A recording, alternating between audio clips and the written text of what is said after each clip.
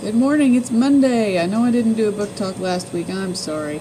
But I did read some books, and so I have some to talk to you about today.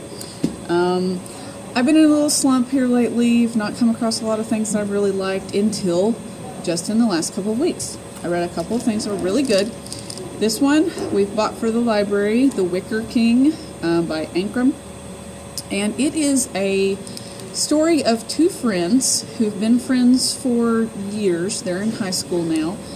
And these two boys, they both are kind of a little bit, they're in difficult situations. Like one of them lives with his mother who has been depressed for a really long time. Pretty much all she does is sit in the basement and watch TV shows, and he takes care of himself. And the other boy, he's a little bit more well off financially, but his parents are never ever there. So he's kind of being cared for by the other friend when there's caring that needs to be done. But the friend whose parents are absent, he has started seeing visions in his daily life. He's seeing animals, people, things that are not there. And it gets a little sideways. Things happen in the book. I'm not going to tell you everything about it, but basically the gist of it is that if someone you know is having a problem like this, you shouldn't keep that to yourself. You should tell someone and get some help, because it can be bad. Like don't just go along with it. Which like I said, I'm not going to tell you everything, but I really liked the way the book was done. It did move very quickly. There's also a little bit of stylistic choices as far as the way the book is put together. I really like the short chapters. The illustrations have to do, obviously, with what's going on. And as you notice, like, it gets a little murky and it gets a little dark, which so does the story. So how nice for form to follow function. So Wicker King, it's ready to check out if anybody would like a story about two dudes with some psychiatric issues and stuff like that. It's good stuff. This one, Unearthed, is by Amy Kaufman and Megan Spooner, who also wrote, was it Starbound? I think. Yes, the Starbound trilogy, which I read and enjoyed. And this has been described as Indiana Jones in space. And a lot of times when I read a blurb and it's like, this book is this plus this, and then I read it and I'm like, it had elements of neither of those books, this is just a marketing ploy, blah, quit doing that.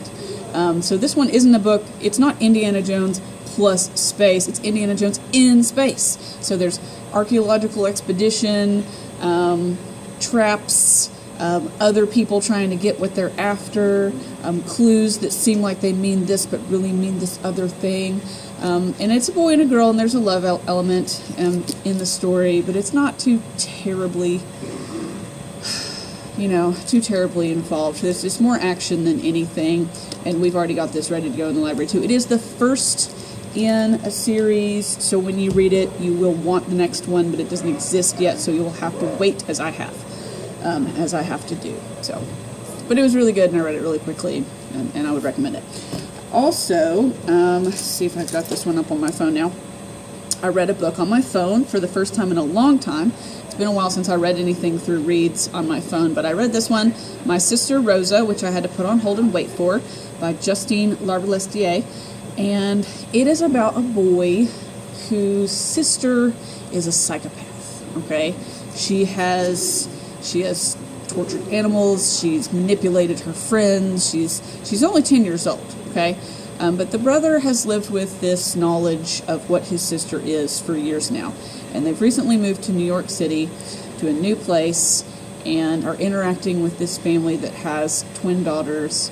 And he sees his sister kind of going towards, he's always kind of felt responsible for helping keep her out of trouble, or keep other people out of trouble with her. So he kind of pays attention to what she's doing and tries to make sure she doesn't hurt anyone. And he's getting a little overwhelmed and having some issues of his own, but I'll let you read the book. I'm going to order it. We don't have it yet, so whenever I get it in, it'll be ready for checkout. But so if you like, it's kind of like it is a reimagining of a story like The Bad Seed, if you've ever seen that old movie. But it's really good. Would recommend it. Also read a little bit of comics. I read 6 and 7 of Lumberjanes, so those are ready to check out if anybody else would like them. I've talked about them before, so I'm not going to go into detail, but if you like comics and you like funny stuff and you like a little bit of light fantasy, then they're great. And also, I dropped this one on the floor. Squirrel Girl, we have, I think, recently added 4, 5, and 6. These look slimmer than Lumberjanes, but these take longer to read because they're so dense. Like, you've got a lot of text in your panels, and then, like, if you're like me and you've got to read everything, then you're also reading the letters to the artist and the author and their responses. And at the bottom of each page you have a little extra, extra commentary at the bottom of each page, which of course I also read.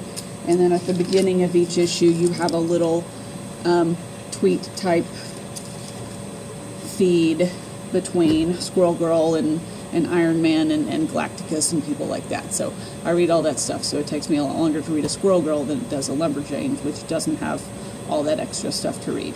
Anyway, that's all I've got for you today, and hopefully I'll get some more stuff read. And I'm not going to be here next Monday, so I probably won't do a book talk next Monday. For those of you that haven't been to the library in a while, I'm expecting, and I'll be having this baby on April 23rd, and between now and then I'll be out every other Monday, so less book talks for you.